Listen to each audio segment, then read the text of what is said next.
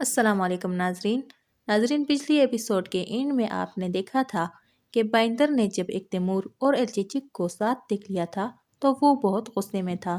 اس episode کے آغاز میں وہ غصے کی حالت میں حسین سے کہتا ہے تم دکان میں بیٹھو، میں باہر جاتا ہوں، اور وہ الچیچک کے دکان کے پاس آتا ہے۔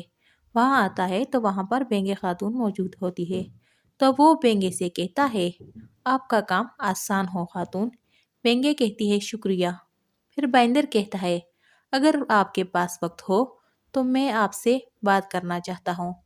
یہ سن کر بینگے خاتون الچیچک اور اس دوسری لڑکی کو وہاں سے جانے کے لیے کہتی ہے۔ ان کے جانے کے بعد بینگے کہتی ہے بائندر صاحب خیریت ہوگی انشاءاللہ۔ الچیچک اور اس کی سہیلی سائڈ پہ کھڑی ہو کر چھپ کر ان کی باتیں سن رہی ہوتی ہے۔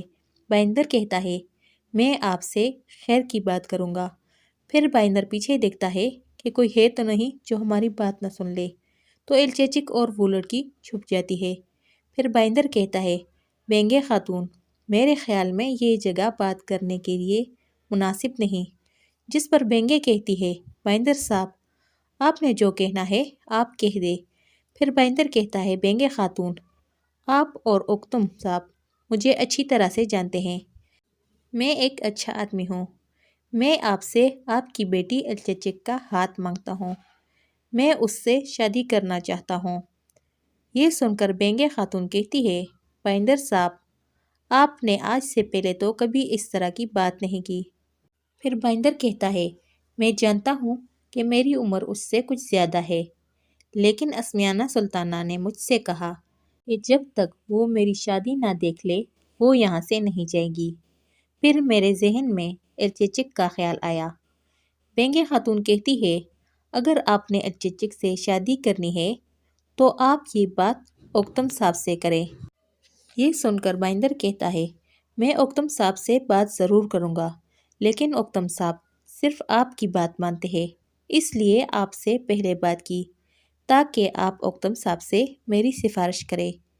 یہ سن کر الچیچک اور اس کی سہیلی حیران ہو جاتی ہے۔ پھر بائندر وہاں سے چلا جاتا ہے۔ دوسری جانب اولف اپنے ساتھیوں کے ساتھ ایک نقشہ دیکھ رہا ہوتا ہے اور پھر ان سے کہتا ہے یہ وہ جگہ ہیں جہاں پر عثمان حملہ کر سکتا ہے، لیکن ہمیں عثمان کے حملے کے بارے میں پتہ نہیں ہے کہ آخر وہ کب اور کہاں حملہ کرنے والا ہے۔ لفکین سب سے مضبوط ہے، عثمان وہاں پر حملہ نہیں کر سکتا۔ پھر ایک سپاہی کہتا ہے مار ماراجک، تو کانتا کو زینوس اس کی بات کاٹتے ہوئے کہتا ہے جب مار ماراجک پر حملہ ہوا تو باقی قلعوں نے خود کو مضبوط کر دیا اور انہوں نے احتیاطی تدابیر اختیار کر لی۔ اولف کہتا ہے اتنا ہی کافی نہیں ہوگا، تم چادر لی جاؤ اور میں کوپو حصار جاؤں گا، اگر عثمان کہیں اور حملہ کرے گا تو ہم کاتاشار کے قریب افواج میں شامل ہوں گے اور اس کی جانب بڑھیں گے۔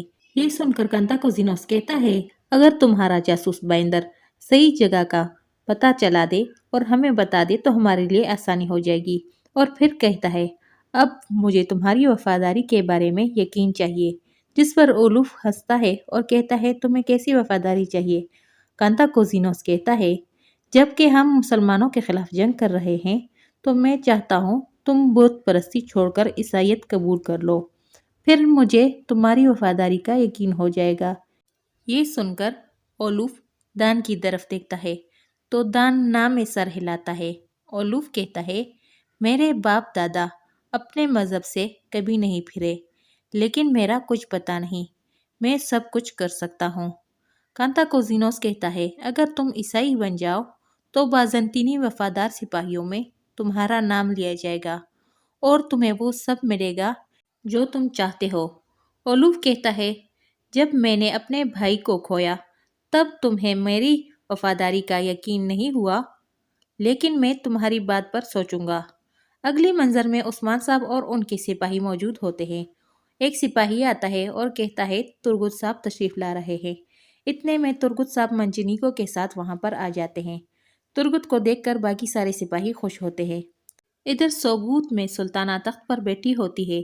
آوچی سلطانہ سے کہہ رہا ہوتا ہے یعنی شہر میں ہمارے کان اور آنکھیں موجود ہیں، وہ ہمارے علم میں لائے بغیر کچھ نہیں کر سکتے۔ اسی دوران فریق بھی وہاں پر آ جاتی ہے اور کہتی ہے مجھے لگتا ہے کہ میری ملاقات میرے دوست نے آپ سے کروائی ہے۔ پھر ایک خیال دکھاتے ہیں۔ جب بائندر اور سلطانہ بگی میں موجود ہوتے ہیں، بائندر کہتا ہے وہ باہر فریق ہے، اس نے اپنے فرشتہ جیسے چہرے سے سبھی لوگوں کو دھوکہ دیا ہے، لیکن میں اس کی اصلیت جان چکا ہوں۔ سلطانہ کہتی ہے سانپ ہی سب سے بہترین ہتھیار ہوتا ہے۔ خیال ختم ہونے کے بعد سلطانہ وہاں پر موجود سپاہیوں کو باہر جانے کا حکم دیتی ہے۔ پھر سب باہر چلے جاتے ہیں۔ سلطانہ فریق سے کہتی ہے ہمارا مقصد ایک ہے، اس لیے ہم مل کر کام کریں گے۔ جب ہم مل کر عثمان کو تباہ کر دیں گے، پھر تم آزادانہ طور پر فریق کے نام سے زندگی گزارو گی۔ فریق مسکرا کر کہتی ہے جب ہمارا دشمن ایک ہے تو پھر میں آپ کا ہر حال میں ساتھ دوں گی، آپ یہ بات یاد رکھیں۔ سلطانہ کھڑے ہو کر کہتی ہے فریق، یاد رکھنے کی ضرورت تمہیں ہے کہ جب تک تم میرے ساتھ رہو گی تو تمہارا یہ خوبصورت چہرہ ہمیشہ مسکراتا رہے گا۔ دوسری جانب عثمان اور ترگت بات کر رہے ہوتے ہیں۔ عثمان صاحب کہتے ہیں ترگت میرے بھائی، ہم نے مل کر بہت سی جنگیں لڑی، ہم نے مل کر کئی فتوحات حاصل کی، کئی مرتبہ ہم ناکام بھی ہوئے، لیکن پھر بھی تم ہم سے الگ نہیں ہوئے۔ جبکہ اب خوشی کا وقت ہے، پھر تم کیوں الگ ہو رہے ہو؟ ترگت کہتا ہے عثمان صاحب، جیسا کہ آپ نے کہا، میں ناکامیوں کے باوجود بھی ہمیشہ آپ کے ساتھ رہا، لیکن جرگے میں بیٹھ کر آپ نے ایک ایسے شخص کو مجھ پر ترجیح دی جو آپ کے ساتھ اس جنگ میں شریک بھی نہیں تھا۔ عثمان صاحب کہتے ہیں ترگت صاحب، ایک اچھے دوست کا برے وقت میں اصل چہرہ سامنے آتا ہے۔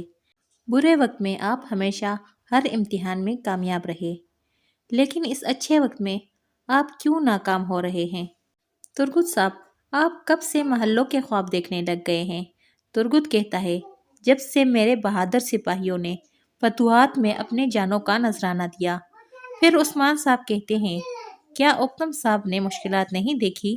ترگت کہتا ہے جو بھی ہو عثمان صاحب، اوکتم صاحب اس جنگ میں شریک نہیں تھے اور میں ہمیشہ کی طرح آپ کے ساتھ اس جنگ میں بھی شریک تھا۔ پھر ترگت کہتا ہے اب آپ کے درمیان میری کوئی جگہ نہیں، میں صرف آپ کو یہ منجنی کے دینے آیا ہوں۔ پھر ترگت عثمان کے سپاہیوں کو دیکھ کر کہتا ہے بھائیوں، آپ کی عمریں دراز ہو اور آپ کا رستہ آسان ہو، اور جانے لگتا ہے تو پیچھے سے عثمان کہتا ہے فتح کی طرف بڑھنے والوں کے راستے ہمیشہ آسان ہوتے ہیں، لیکن ترگت صاحب آپ دیکھیں کہ آپ اندھیروں کی جانب بھاگ رہے ہیں، آپ اپنی فکر کریں۔ ترگت کہتا ہے عثمان صاحب، اس کا فیصلہ تو وقت ہی کرے گا کہ کون روشنی کی جانب جا رہا ہے اور کون اندھیرے کی جانب۔ عثمان کہتا ہے جس کو اپنی غلطی نظر نہ آئے اس کی ہمارے درمیان کوئی جگہ نہیں ہے۔ میں تمہیں اس لیے یہاں سے جانے دے رہا ہوں ترگت کہ ہمارا بہت اچھا وقت گزرا ہے۔ ترگت کہتا ہے آپ کا انصاف بھی خوب ہے عثمان صاحب، جو سرداران آپ کے ساتھ تھے آپ نے ان کے ساتھ بہت اچھا انصاف کیا۔ عثمان صاحب کہتے ہیں ایک تخت کی خاطر تم اپنے مقصد سے کیسے پیچھے ہٹ سکتے ہو؟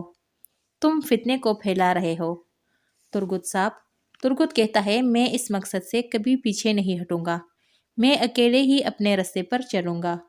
اگر آپ کو لگتا ہے کہ میں اپنے مقصد سے پیچھے ہٹ گیا ہوں یا تخت کی خاطر آپ کا ساتھ نہیں دے رہا ہوں تو یہ آپ کی بہت بڑی غلط فہمی ہے۔ عثمان صاحب کہتے ہیں تم اس راستے پر اکیلے جا رہے ہو جبکہ ہمیں مل کر چلنا چاہیے تھا۔ تمہارا راستہ آسان ہو ترگت، اب تم یہاں سے جا سکتے ہو۔ ترگت اپنے سپاہیوں کے ساتھ وہاں سے روانہ ہو جاتا ہے۔ اسی جگہ پر ہم اس ایپیسوڈ کی اینڈ کرتے ہیں۔ آپ لوگوں سے گزارش ہے کہ ہمارے چینل کو سبسکرائب کریں اور ویڈیو کو لائک کریں۔ شکریہ۔